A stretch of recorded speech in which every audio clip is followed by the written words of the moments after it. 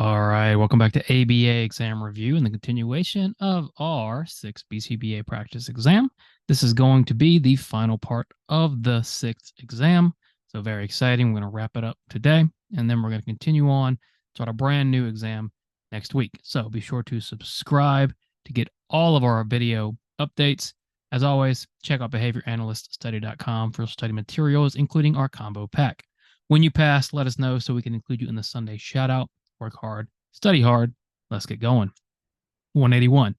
Jackie cannot get herself ready in the morning independently. This causes her mom to be late for work at least twice a week. Jackie's behavior analyst implements a plan which teaches Jackie how to turn the TV on and off in the morning.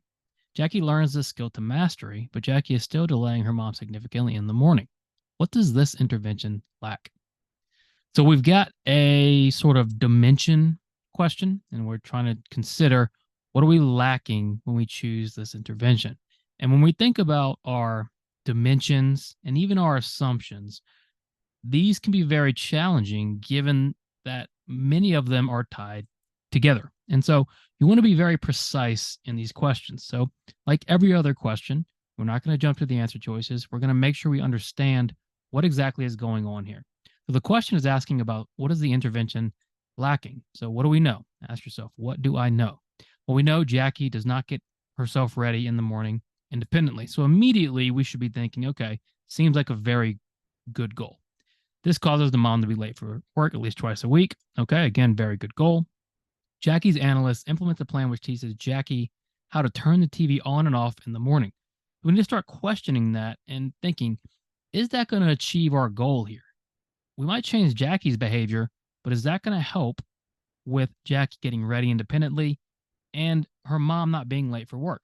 Because remember, when we talk socially valid change, we mean the client and the client's environment. That's what socially valid is. It's meaningful change in their life.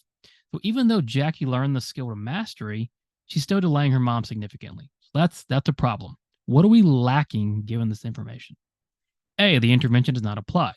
Well, the applied behavior analysis says we're looking for socially valid, meaningful behavior change targets. And even though the analyst was successful at teaching Jackie to turn the TV on and off in the morning, and maybe, just maybe, it is part of this routine, it didn't have a meaningful change. Jackie's still delaying her mom significantly in the morning. It's not meaningful enough to change and can be considered socially valid. So we got to keep looking here. This intervention is not necessarily applied. What about behavioral? Well, it seems behavioral. We changed a observable, measurable behavior. Turning the TV off, on and off in the morning can be measured and observed. The intervention was effective. So you got to be careful there, right? Because the intervention was turning the TV on and off. Jackie mastered it. So technically, the intervention was effective. However, it's not necessarily applied because it's not changing anybody's behavior in a socially valid and meaningful way. And then the intervention is not conceptually systematic. We can't say that. We don't know how the analyst changed the behavior. So we can't say for sure either way. And so D is not as strong because we don't have enough information really to say D is yes or no. What we do know, though, is the mom is still delayed. It didn't change what we were trying to change, which was getting ready independently and not causing mom to be late for work at least twice a week. So the problem is the intervention is lacking in the applied nature of applied behavior analysis. 182. Walt recently passed his competency exam and his certification exam and is now registered as a behavior technician. When Walt's friend asks him what he does, Walt tells him that he is a certified behavior analyst. Has Walt done anything wrong? So let's think about this. We're looking at Walt's behavior. What do we know? Walt recently passed his competency exam and his certification exam and is now a registered behavior technician. But when Walt's friend go up to Walt and ask, what do you do? He says, I'm a certified behavior analyst. Now, the official title, right, is Board Certified Behavior Analyst, or BCBA. Those are the titles that are protected by the board's trademark and copyright, however you want to view it. And so Walt isn't technically using or infringing on those terms, but he's still painting himself as this certified behavior analyst to his friends. Now, Do behavior technicians analyze behavior? Sure, we're in applied behavior analysis. It's what we do. But telling people you're a certified behavior analyst when you're just a behavior technician is really misrepresenting what you are. So has Walt done anything wrong? A, no, there are no guidelines on how Walt should present himself to others. Well, that's just not true. Our ethical code bounds us to being truthful and not misrepresenting ourselves or services in public. And Walt is doing that. B, no, Walt is giving an accurate description of himself. A certified behavior analyst is not the same as a registered behavior technician. Very misleading what Walt is saying. C, yes, Walt should not misrepresent himself in public. Yes. Remember, ethics is always, if the line is gray, then on your exam, we need to be very black and white. Now, real life ethics are sometimes not that easy, of course, but on your exam, err on the side of being a little stronger. And so Walt is walking a very thin line. And in my opinion, and when Walt is a registered behavior technician, but he's saying he's a certified behavior analyst, that is definitely misrepresenting himself in public. And then D, yes, Walt should also immediately lose his certification. What's our rule for ethics if no one is hurt? It's to always try to resolve the conflict first before taking further action. So if we find out about this, or you find out about this, you have to address it first with Walt. Try to explain the reason why he's wrong. If he doesn't change his behavior, then you have the choice of moving further and escalating it if necessary. So has Walt done anything wrong? Yes, Walt should not misrepresent himself in public. 183. Graduate assistants at a local university were previously allowed to use the staff lounge to relax, prepare their meals, and to make free coffee. But after leaving a huge mess in the lounge, their privileges were revoked for 3 weeks. What consequence does this most represent if the goal is to prevent further mess? We've got a consequence question, and it's written a little differently than our usual questions because it's written with a goal in mind.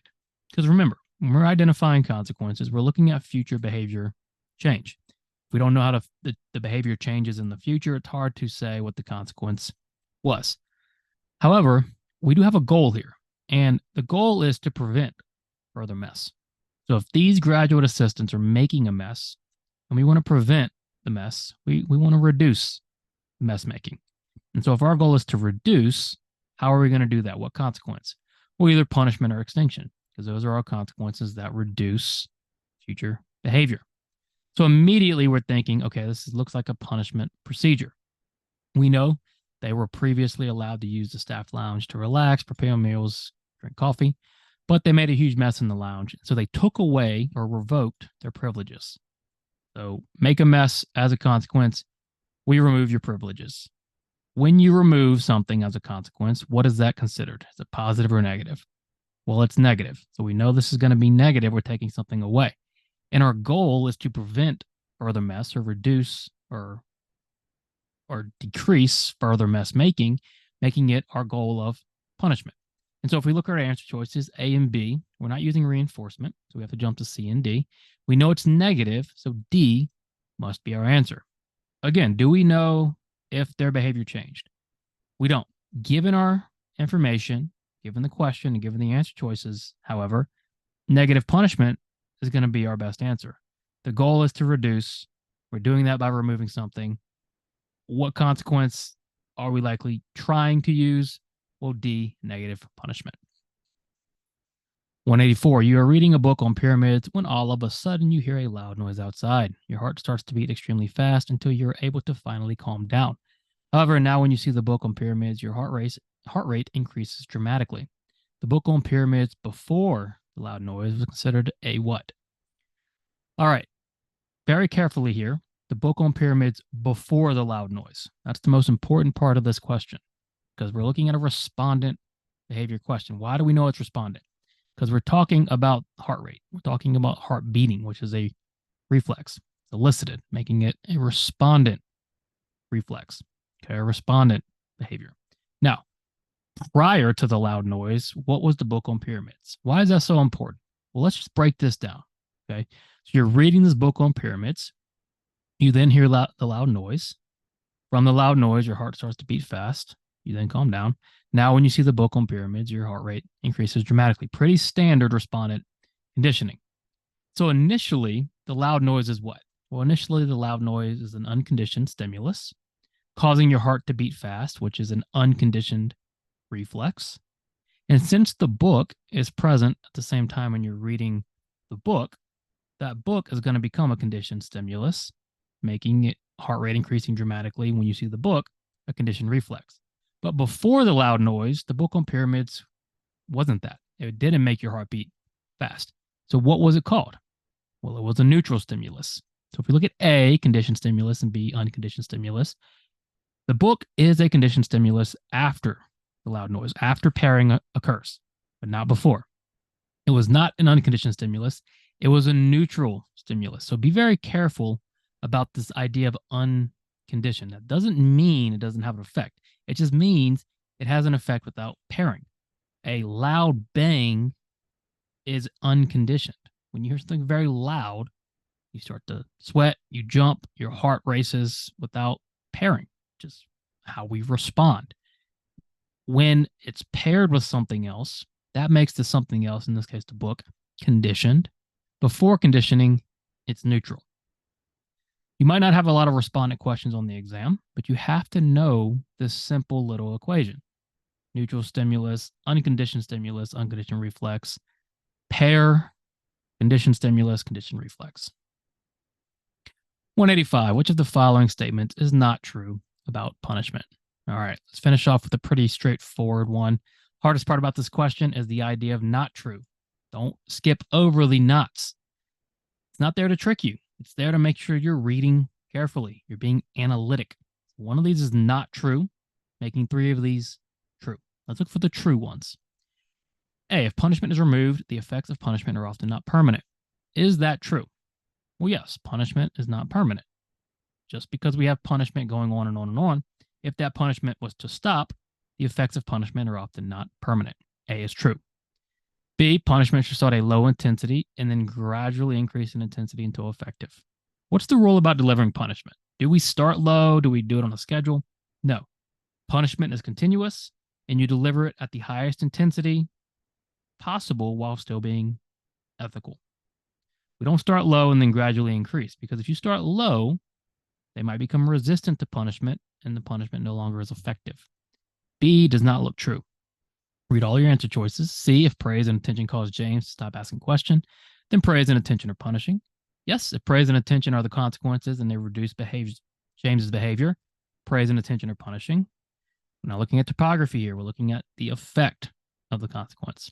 And then D, punishment can lead to aggression that was not present prior to punishment starting. Can punishment induce aggression? Yes, we have punishment-induced aggression. What is not true? Well, B, punishment should start at a low intensity and then gradually increase in intensity until effective. We want to deliver punishment at the highest intensity possible while still being ethical from the beginning. All right, that wraps up exam 6. Very exciting.